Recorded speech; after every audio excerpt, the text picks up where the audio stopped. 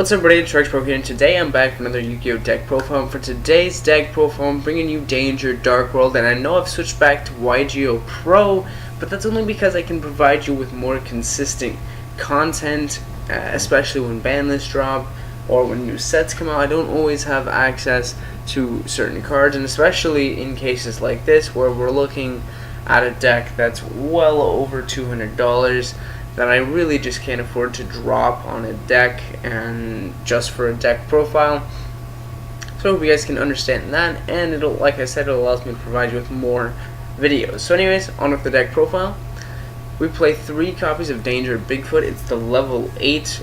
All of the Danger monsters share the same first effect of where you can reveal it, and then your opponent discards a card from your hand, and if that card wasn't the Danger monster, then you can special summon it and draw a card.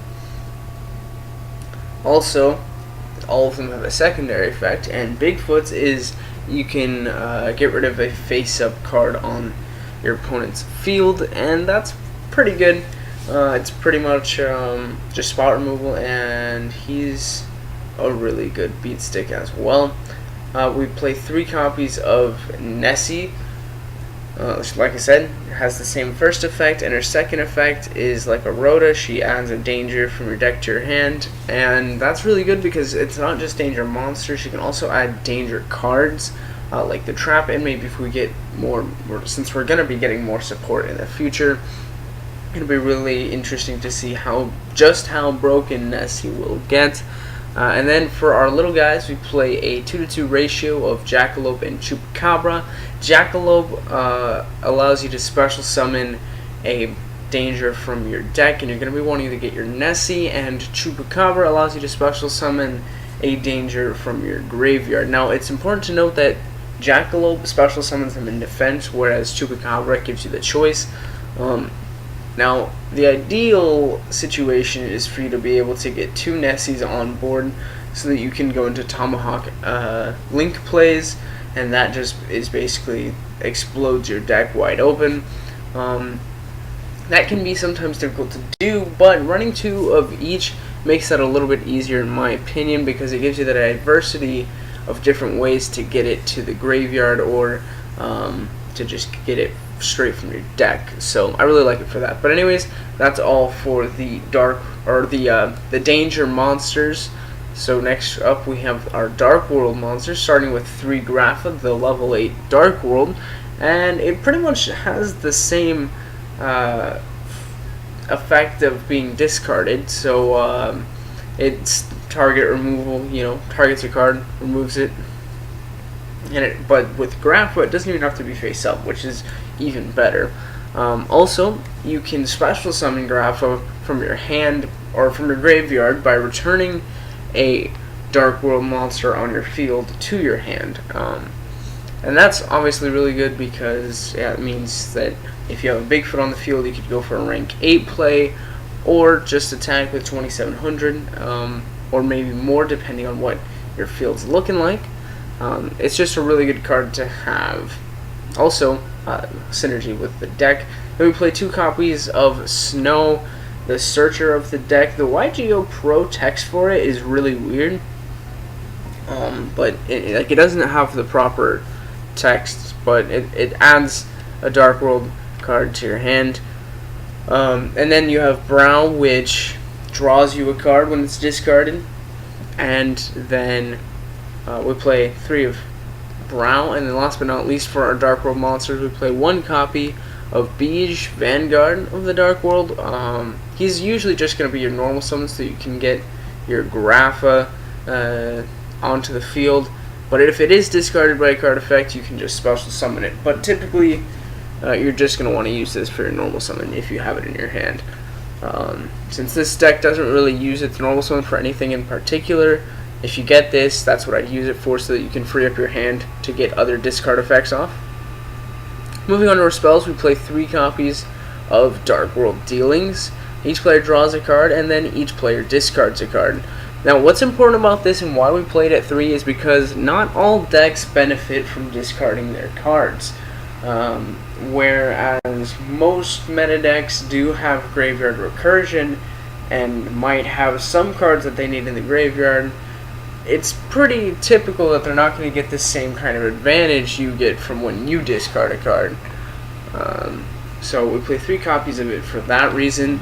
So we're going to be getting advantage while they're not getting as much advantage, probably, unless we're in a mirror match situation or just another graveyard heavy deck.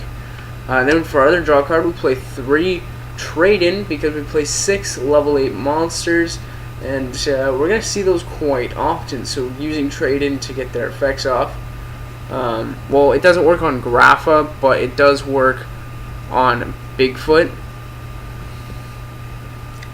I'm actually not sure if it works on Grapha to get its effect off, because I've only used it turn 1, but it definitely works with Bigfoot to get its effect off, and just the draw 2 is really nice. And then 2, Allure of Darkness. The only reason why I play 2 is because you really just want to get your danger monsters and your Dark World monsters in the graveyard by discarding them. You don't really want to banish them. And it's, I mean, whereas everything in our deck is dark, so like, yeah, you'd think, you know, consistency is really important, and if I were to maybe make that switch over to 3 Allure, I'd probably take out a trade-in, and I might try that in the future, but for now I am liking this as it is. Then we play 1 copy of Card Destruction. It just came off the ban list, and it was designed to help us, because we discard our entire hand and then draw the same number of cards, which means we'll be getting advantage from all of the monsters in our hand and then drawing cards as well. It's just such a crazy card. Getting this in your opening hand is pretty much a winner. And then we have our win condition right here, Soul Charge, getting all of your monsters back on the field to deal lots of damage or to get link combos going. As always, fun. And the lesser version of it, Monster Reborn, is really good as well, just to get that 1 extra. Or if you're climbing, you can use Monster Reborn as a way to keep climbing to higher link states. And then 2 copies of Called by the Grave. Now, I'm not actually sure, I don't think Danger usually plays Called by the Grave, but I really like it in the deck because pretty much everything you do can be hand trapped, and I don't like, I mean, like, it's, most of the time, them using a hand trap isn't going to stop you, but at the same time, if you get to a certain point, and they just haven't used their hand trap, and you go for that last thing that you've been holding off on, then they'll just use it on that, and I don't know. Personally, I just don't like taking the risk with hand traps, and Called by the Grave is a great way to deal with that. Then we play 3 copies of Danger Zone to start us off on traps. My bad, I didn't even do a segue into it, but Danger Zone, it's Graceful Charity and a trap. Just make sure you have a danger monster in your hand, because you have to discard 1, which is good because you get their effect off. Then you have 2 Solemn Strikes and a Solemn Warning for our Solemn Brigade, just to deal with problem monsters and, you know, just a little bit of negation there. And 1 copy of Skill Drain, because most of our monsters, like, actually none of them have on-field effects except for our link monsters, so if we're just going to go into a beatdown standing, let's just go with Skill Drain. And that's pretty much a good win condition there. Now moving on to our extra deck, we play 1 copy of Hope Harbinger. It's just a staple for level 8 decks, I guess. Level 7, or rank 7. For our rank 7, we play Galaxy Tomahawk as Link plays. And for those Link plays, we have 3 Link Spider, 1 Clifford Genius, 1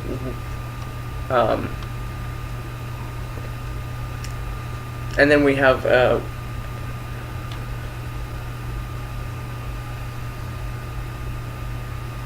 and 1 Clifford Genius. So this package here is pretty much just to get to your higher link rating monsters, like your higher link monsters, and to even go into nightmare plays. But yeah, so we also play a Wee Witch's Apprentice, mainly because if you get into a situation where you just have 2 weaker dark monsters on the field, it can be a little more beneficial to just go into Weewitch and get at least your beat stick down to a higher position. Also, it's decent against Trickstars, I guess, since they're all light, I do believe. So that's something. Then for our Nightmares, we play a Phoenix for spells and traps. You know the Nightmare lineup of all of them. And with Griffin, obviously, you set Skill Drain or Danger Zone, and it's done. And then for our Link 4s, these are the interesting ones. We have Gumblar, because it has a discard effect that if another monster is special summoned to a Link zone, to a zone a Link monster points to, so one of his zones, while he's on the field, you can discard 1 or 2 random cards, and then your opponent discards the same number. And then he also has an extra deck effect, or an extra link effect, but you probably aren't going to extra link with this deck, to be honest, to be realistic. But its first effect is still really good to net you some more advantage. We also have a Boar load, because it's just a hard monster to go over. Same with Boar Sword. And it's just a monster to push for game. Oh my god. And then last but not least, a Firewall Dragon, because this can just really extend some of your plays, and really good for link climbing, I guess, for when you link into another monster, and then so on and so forth. It's just in there. It's just in there. And then you have the 1 copy of Firewall Dragon, just for combo extending, and just general shenanigans. I'm gonna catch you guys later. I hope you guys enjoyed this video, and if you did, please leave a like, comment, and subscribe if you haven't already. Thanks for watching. Hope to see you next time, and as always, have a roaring good day.